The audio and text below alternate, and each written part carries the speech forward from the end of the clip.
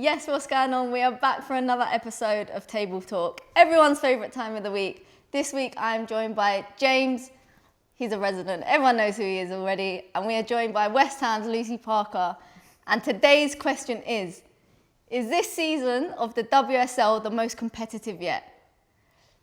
James, I'm going to come to you first. What do you reckon? No. Is it upside down? No, it's all right. Cool. Lucy? No.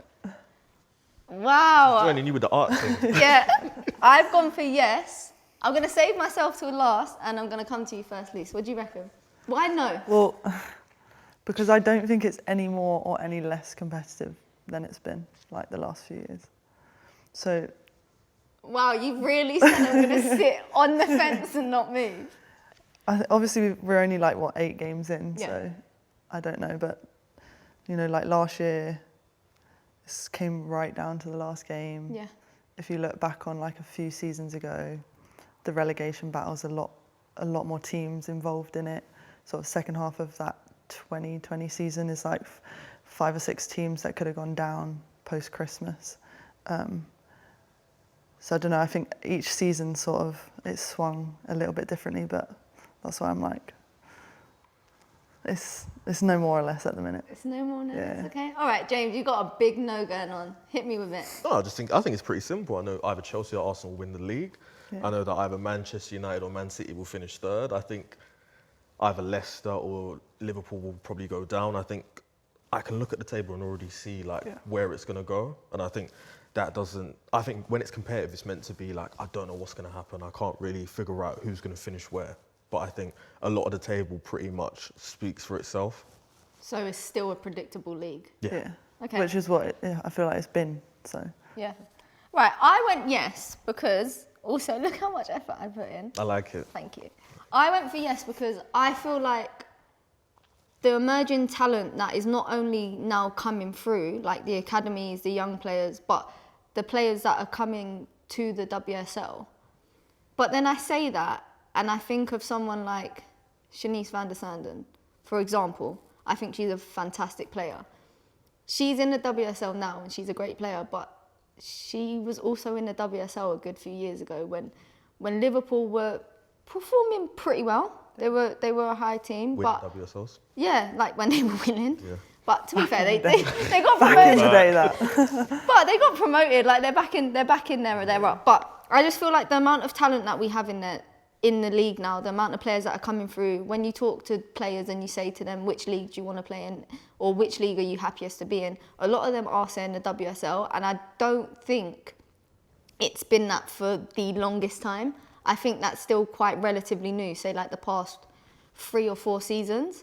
So that's why I would say it's the most competitive and best that it's But been. what's their reasoning behind wanting to come to the WSL? Because the WSL, like commercially, is actually really good. Like when you look at like how you've got the Sky Sports deal, the BBC Sports deal. All like, very new though. Yeah, but like I don't think Germany and like Italy kind of have that kind of exposure on them. So like as a player, you want to play in the WSL because it's like you're attracting so many more eyes, and I think it's actually the stadiums, like the attendances. I think there's more than just like the competitiveness of the league when you think of like why players want to be in the WSL. Luce, would you agree? Yeah.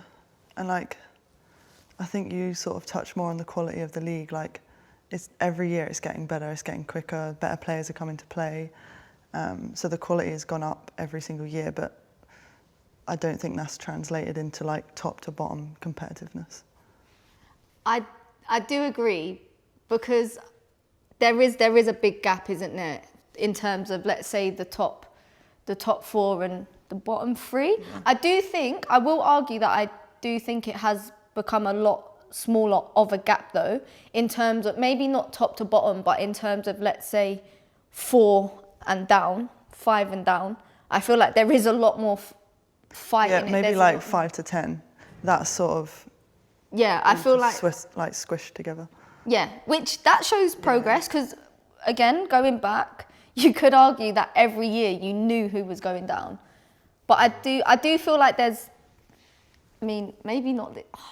I feel like I'm thinking Yeah. now, and You're thinking over I'd to say, know. what's it called? I'd say when I know like the WSL is more competitive is when like a Chelsea or Arsenal will lose like 4 games a season, or like if they lost like 6 games, I'll be like, okay, then different people are taking points off them, but you kind of can already tell who's at the top, who's going to take points off who.